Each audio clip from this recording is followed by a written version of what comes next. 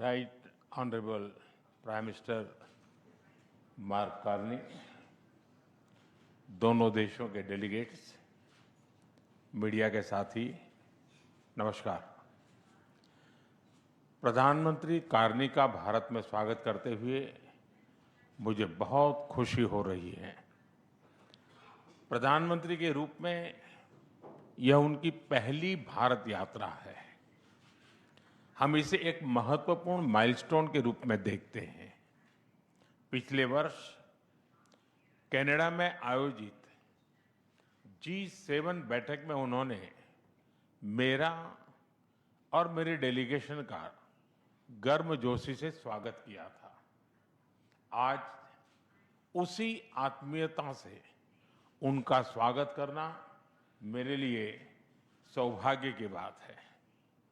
दुनिया में बहुत कम लोग हैं जिनके सीवी में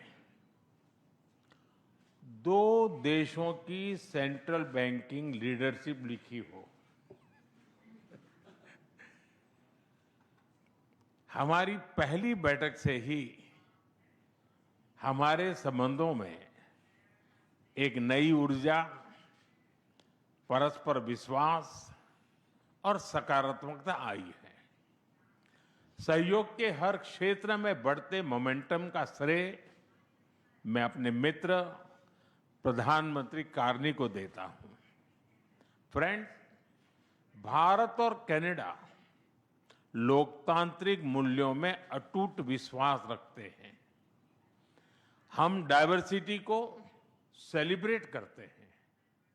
मानवता की भलाई हमारा साझा विजन है। यही विजन हमें हर क्षेत्र में आगे बढ़ने की प्रेरणा देता है। आज हमने इस विजन को नेक्स्ट लेवल पार्टनरशिप में ट्रांसफॉर्म करने पर चर्चा की। हमारा लक्ष्य है कि 2030 तक हमारा व्यापार $50 बिलियन तक पहुंचे। आर्थिक सहयोग का पूरा पोटेंशियल अनलॉक करना यह हमारी प्राथमिकता है। इसलिए हमने कॉम्प्रिहेंसिव इकोनॉमिक पार्टनरशिप एग्रीमेंट को जल्द ही फाइनलाइज करने का निर्णय लिया है। इससे दोनों देशों में निवेश और रोजगार के नए अवसर बनेंगे। कनाडा के पेंशन फंड्स ने भारत में $100 बिलियन का निवेश किया है। यह भारत की ग्रोथ स्टोरी में उनके गहरे विश्वास का प्रतीक है। आज हमें दोनों देशों के बिजनेस लीडर से भी मिलेंगे। उनके सुझाव हमारी आर्थिक साझेदारी का रोड मैप तय करेंगे। फ्रेंड्स, टेक्नोलॉजी और इनोवेशन में हम नेचुरल पार्टनर हैं।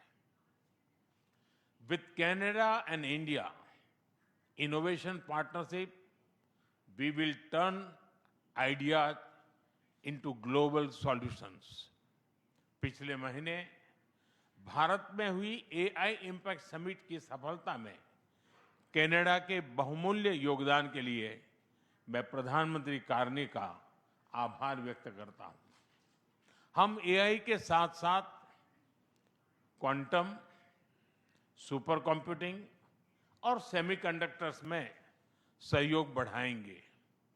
क्रिटिकल मिनरल्स पर आज हुआ MOU रिजिलियंट सप्लाई चेन्स को मजबूती देगा। स्पेस सेक्टर में हम दोनों देशों के स्टार्टअप्स और इंडस्ट्रीज को जोड़ेंगे। फ्रेंड्स, प्रधानमंत्री कार्नी के लिए एनवायरनमेंट कोई अलग एजेंडा नहीं, बल्कि इकोनॉमिक स्टेबिलिटी का हिस्सा रहा है। ऊर्जा के क्षेत्र में हम नेक्स्ट जनरेशन पार्टनरशिप बना रहे हैं, जिसमें हाइड्रोकार्बन के साथ साथ रिन्यूएबल एनर्जी, ग्रीन हाइड्रोजन और एनर्जी स्टोरेज पर विशेष बल दिया जाएगा। हमें खुशी है कि कनाडा ने इंटरनेशनल सोलर अलायंस और ग्लोबल बायोफ्यूल अलायंस से जुड़ने का निर्णय लिया है। हमारे साझा प्रयासों को आगे बढ़ाने के लिए हम इस वर्ष India Canada renewable energy and storage summit आयोजित करेंगे। सिविल न्यूक्लियर एनर्जी में हमने लॉन्ग टर्म यूरेनियम सप्लाई की लैंडमार्क डील की है। हम स्मॉल मॉड्यूलर रिएक्टर्स और एडवांस रिएक्टर्स पर भी मिलकर काम करेंगे। कृषि में वैल्यू एडिशन, एग्री टेक्नोलॉजी और खाद्य सुरक्षा हमारी साझा प्राथमिकताएं हैं। इस दिशा में भारत में India Canada pulse protein centre of excellence स्थापित किया जाएगा। फ्रेंड्स, रक्षा और सुरक्षा के क्षेत्र में बढ़ता सहयोग हमारे गहरे आपसी विश्वास और संबंधों की मैच्योरिटी का प्रतीक है। हम defence industries, maritime domain awareness और मिलिट्री एक्सचेंजेज बढ़ाने पर काम करेंगे। इसी उद्देश्य से आज हमने इंडिया कनाडा डिफेंस डायलॉग की स्थापना करने का निर्णय लिया है। Friends, people to people ties हमारे संबंधों की असली ताकत है। आज हमने इन्हें और मजबूत करने के लिए कई महत्वपूर्ण निर्णय लिए हैं।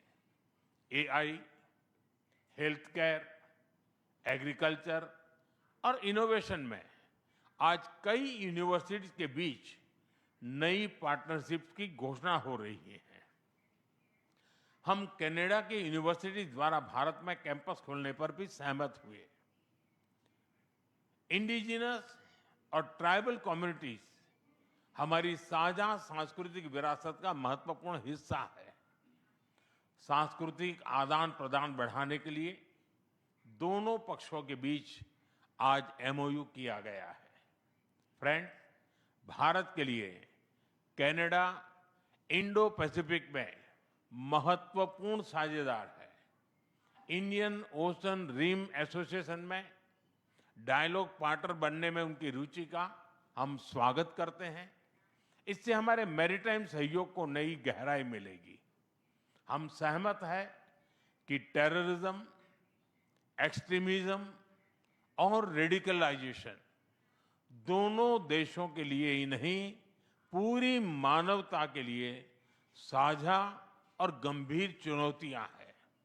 इनके विरुद्ध हमारा करीबी सहयोग वैश्विक शांति और स्थिरता के लिए अत्यंत महत्वपूर्ण है।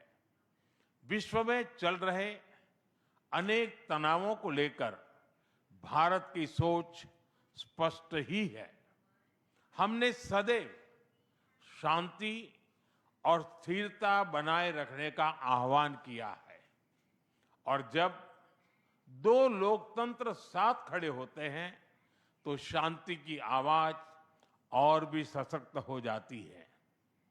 पश्चिम एशिया की वर्तमान स्थिति हमारे लिए गहरी चिंता का विषय है। भारत डायलॉग और डिप्लोमेसी के माध्यम से सभी विवादों का समाधान का समर्थन करता है।